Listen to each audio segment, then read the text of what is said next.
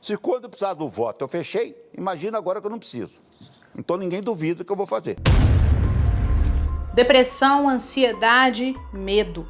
O impacto negativo do isolamento social imposto no Brasil vai além daquilo que está sendo exposto na grande mídia. Em 2020, a pregação do Fique em Casa causou estragos na economia, mas principalmente na saúde mental da população. O jogo autoritário do Supremo Tribunal Federal, em conjunto com prefeitos e governadores, está custando caro para adultos, mas principalmente para as crianças. As portas de escolas em todo o país foram fechadas e seguem sem previsão de normalização. Um dos grupos que está mais sofrendo com esse isolamento social nessa pandemia são as crianças. A socialização é essencial para o desenvolvimento da criança.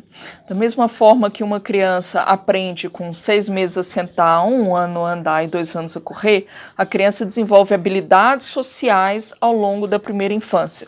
Então, com 1 mês de idade, você sorri para uma criança, a criança aprende a sorrir de volta para você. Na escola, a criança desenvolve habilidades sociais mais sofisticadas. Então, um coleguinha chora, faz uma birra e o professor dá uma bronca, a criança já faz uma inferência e entende o que vai acontecer com ela se ela fizer a mesma coisa. Com as escolas fechadas, isso não está sendo desenvolvido e isso tem um tempo certo para acontecer.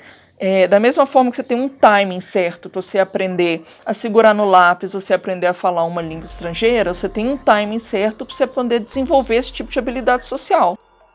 Foi assim no cenário inicial da pandemia. Ruas vazias, pessoas saudáveis isoladas, empregos em queda, escolas fechadas. Eu tenho 2 filhos em idade escolar e os 2 têm apresentado comportamentos alterados desde o meio da pandemia para cá, e que a gente está atribuindo ao fato das escolas estarem fechadas e eles não estarem tendo interação social. O mais velho tem apresentado quadros de irritabilidade. Ele tem 12 anos e por certa vez ele já chegou a falar até de suicídio, que a vida não tinha sentido, que queria se matar, né? Ele não tem tido condições de dialogar, de expressar os sentimentos, de falar o que está sentindo.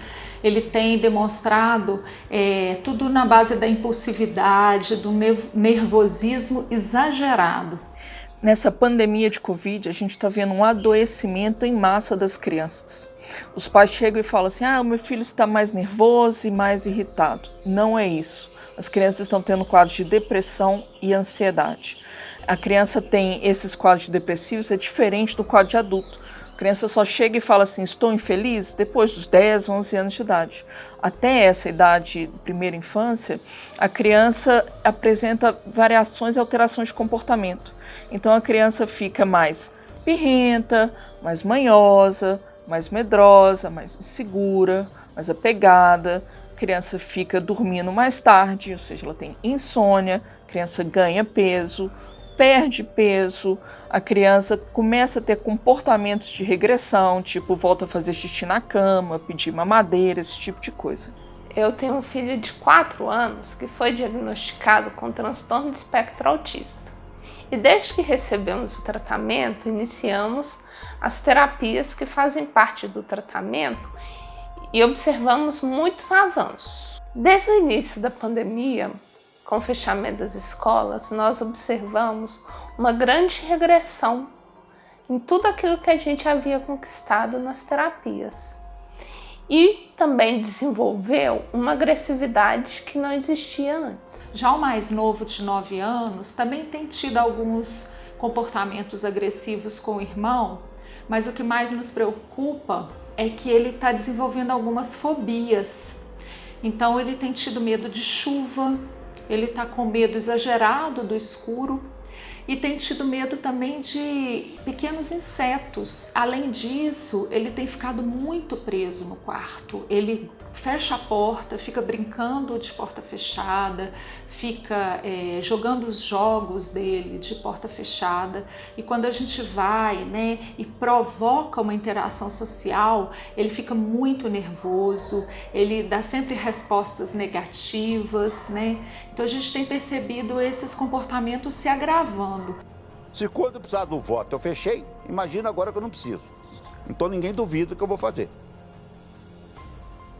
Enquanto projetos de ditadores cerceiam a liberdade do nosso povo, em casa, dentro da família, os pais sofrem sem saber o que será do amanhã. De Belo Horizonte, repórter Fernanda Salles.